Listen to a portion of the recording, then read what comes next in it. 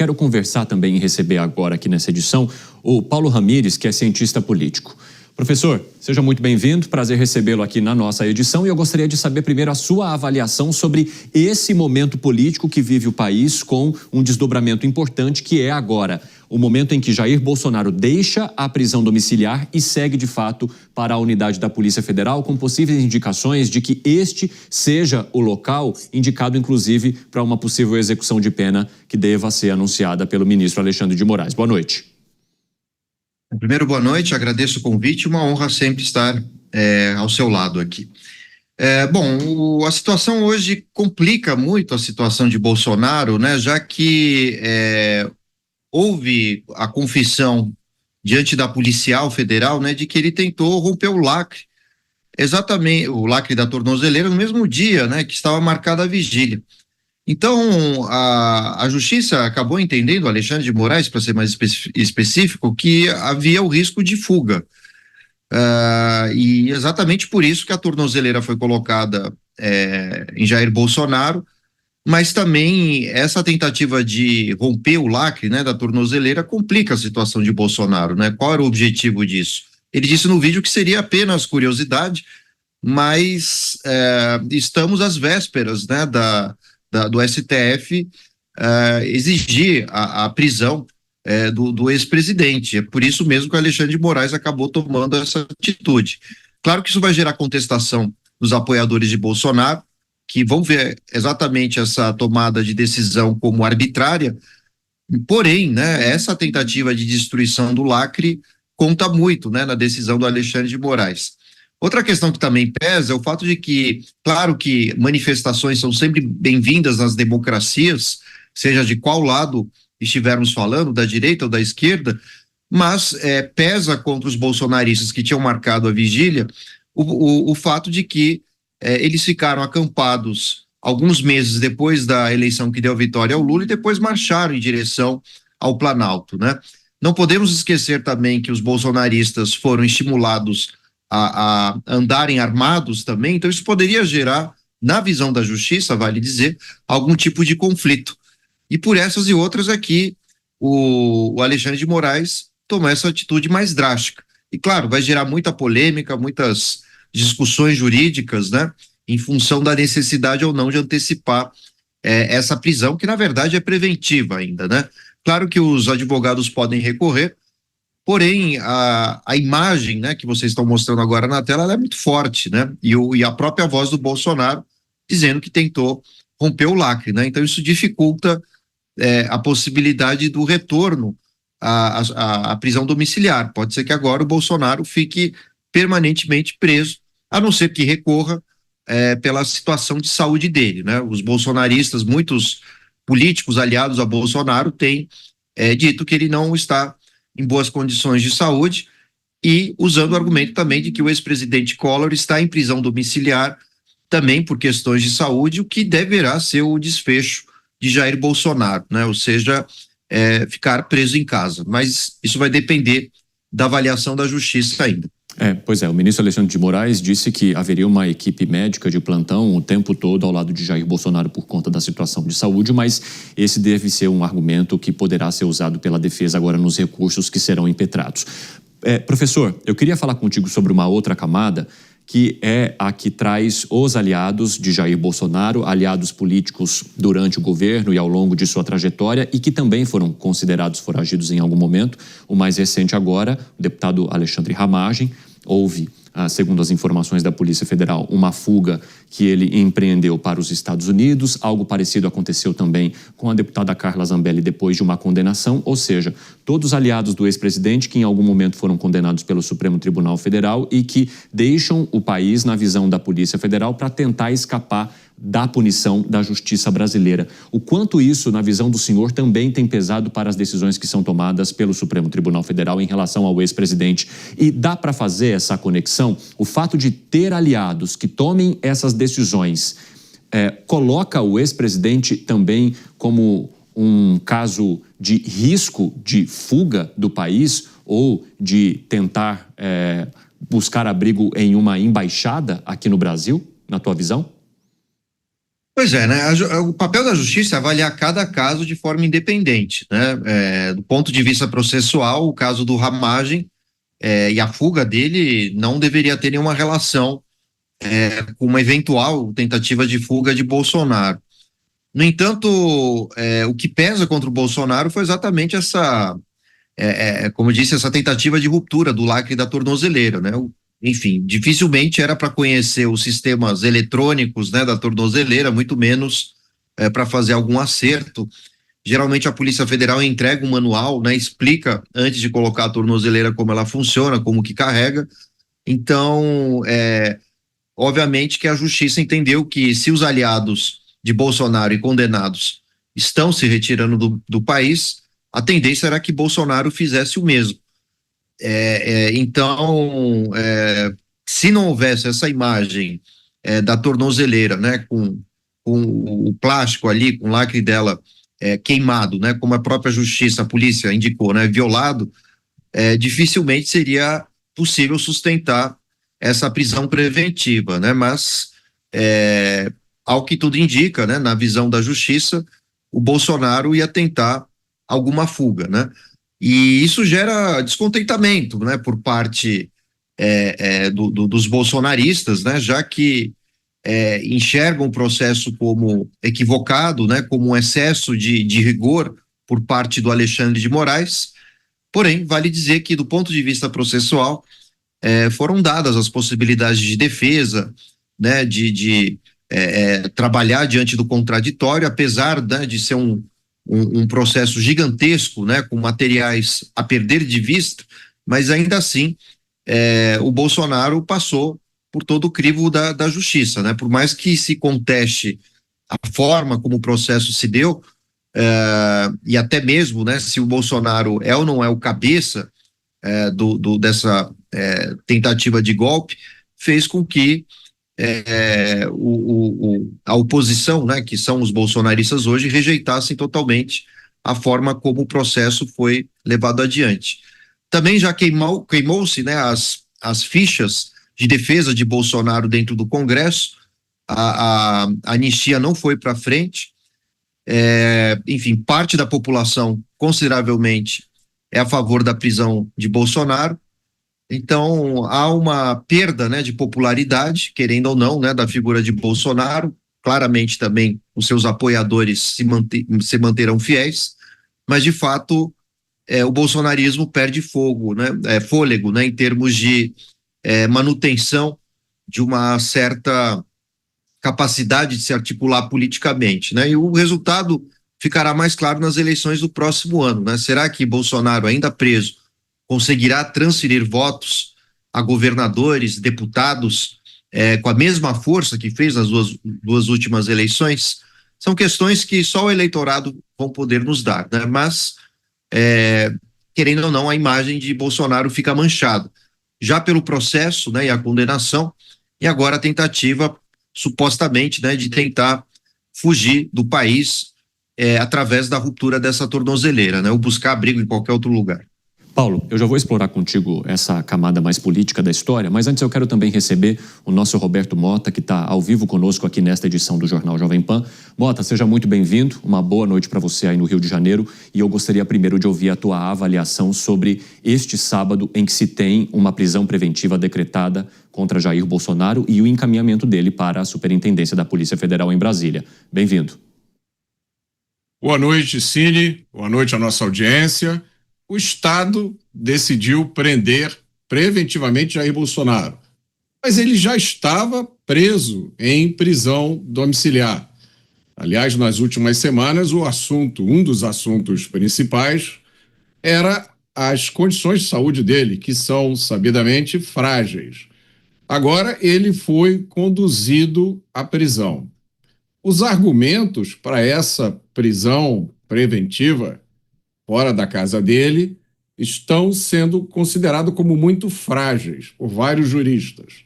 Disseram, por exemplo, que Jair Bolsonaro apresenta risco de fuga. Parece que o documento que determinou a prisão diz que a residência de Bolsonaro fica perto de embaixadas. Mas Se Bolsonaro quisesse mesmo fugir, é provável que ele já tivesse feito isso há muito tempo. Não lhe faltaram oportunidades. E provavelmente, se ele quisesse mesmo fugir, ele o faria de alguma outra forma e não retirando uma tornozeleira eletrônica no momento em que ele está em prisão domiciliar, até onde se sabe, cercado com uma escolta policial. Aparentemente, pelo que a gente soube, Bolsonaro, uma das razões da prisão de Bolsonaro seria a organização de uma vigília religiosa, o que é estranho e, no mínimo, curioso, no momento, por exemplo, em que se está considerando como uma característica louvável de um novo futuro ministro da Suprema Corte Brasileira o fato dele ser religioso. Então, é um conjunto de argumentos que não explica muito bem a justificativa da prisão preventiva de Jair Bolsonaro, da condução dele para uma audiência de custódia e possivelmente para uma carceragem, isso dentro de um contexto de um processo que tem já inúmeros outros questionamentos. Só para lembrar que Bolsonaro não tem foro privilegiado. Nem ele, nem vários dos outros réus, ou nem a maioria desses réus, eles foram julgados por um tribunal que, segundo a Constituição, só julga quem tem foro privilegiado.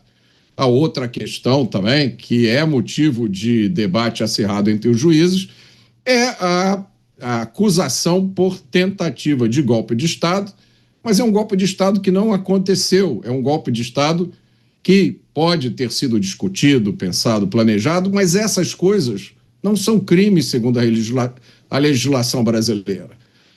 Isso e várias outras coisas que eram pontos pacíficos no direito brasileiro, quando os réus foram Jair Bolsonaro e outras pessoas do seu grupo político, esses conceitos que eram sólidos no direito brasileiro, eles foram desconsiderados ou virados ao contrário.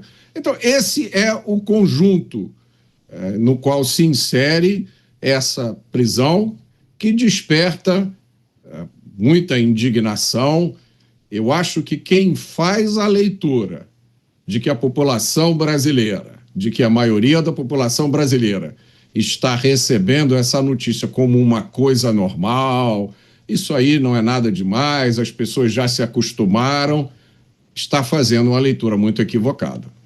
Roberto Mota, obrigado por enquanto. Daqui a pouco eu te chamo para a gente trazer também mais análises sobre os desdobramentos neste sábado. Agora, Paulo, eu queria falar contigo sobre o papel dos governadores neste momento. A gente trouxe há pouco uma reportagem que mostra uma série de manifestações dos governadores da direita no país e governadores que, para entrarem, muitos deles, nos cargos que ocupam, utilizaram a movimentação eleitoral que era bastante robusta de Jair Bolsonaro, ou seja, entraram na esteira do bolsonarismo para conseguirem ocupar aqueles espaços, e muitos deles, como o governador Tarcísio de Freitas, tendo também um apoio direto, objetivo de Jair Bolsonaro para chegar também à cadeira aqui do estado de São Paulo. Como é que você avalia as manifestações e também o papel desses governadores nesse momento em que, diante da prisão de um daqueles que é considerado um dos principais líderes desse campo da direita no país, como é que eles têm ou que eles devem agir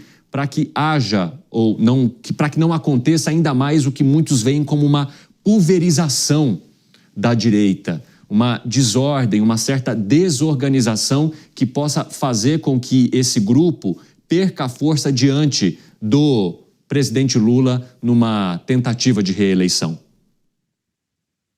Esse vai ser o grande dilema, né, dos políticos. Os governadores hoje são pretensos candidatos à presidência pelo espectro da direita, né, em substituição a Bolsonaro, que está condenado.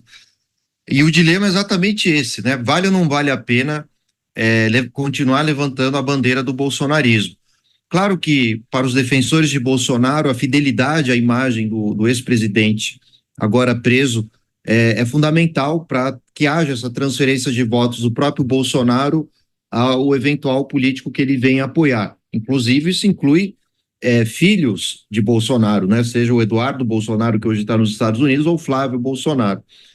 Porém, se levarmos em consideração a opinião pública, né, e as pesquisas de opinião, para ser mais exato, mostra-se que mais da metade dos brasileiros são a favor da condenação de Bolsonaro, né? Então, por isso mesmo que vai depender de cada estado, literalmente, né? Se os governadores quiserem se reeleger ou serem senadores nos seus estados, e se este estado tiver uma grande aprovação ainda da figura de Bolsonaro, as candidaturas serão tranquilas. O problema é pensar num salto maior, a candidatura à presidência. Afinal de contas, o Brasil é um país muito complexo, dividido em opiniões em relação a Jair Bolsonaro, e me parece que hoje não é o melhor momento para carregar o apoio de Bolsonaro numa candidatura do próximo ano, o que faz com que a direita saia muito enfraquecida nessa história, né? Afinal de contas, o Lula, ao contrário, tem o apoio dos partidos de esquerda, lidera boa parte das pesquisas, né? Muito longe de liderar com folga e tranquilidade, mas ainda assim lidera boa parte das pesquisas que têm sido publicadas. E me parece que o PT busca fazer agora é reduzir o déficit de parlamentares dentro da Câmara, principalmente, né? Onde tem muita desvantagem. A estratégia do PT deverá ser exatamente essa, né? Usar a condenação de Bolsonaro para prejudicar as candidaturas dos governos, senadores ou mesmo deputados federais que mantenham a bandeira bolsonarista como um elemento importante para suas reeleições ou eleições, seja lá o que for. Então, o PT tem feito isso esse ano, diga-se de passagem, né? Desde a questão quando a Câmara tentou não permitir o aumento da alíquota do IOF, o PT remanejou as suas estratégias dentro das redes sociais, criando a hashtag, né, ou auxiliando na criação dessa hashtag, que era o Congresso Inimigo do Povo.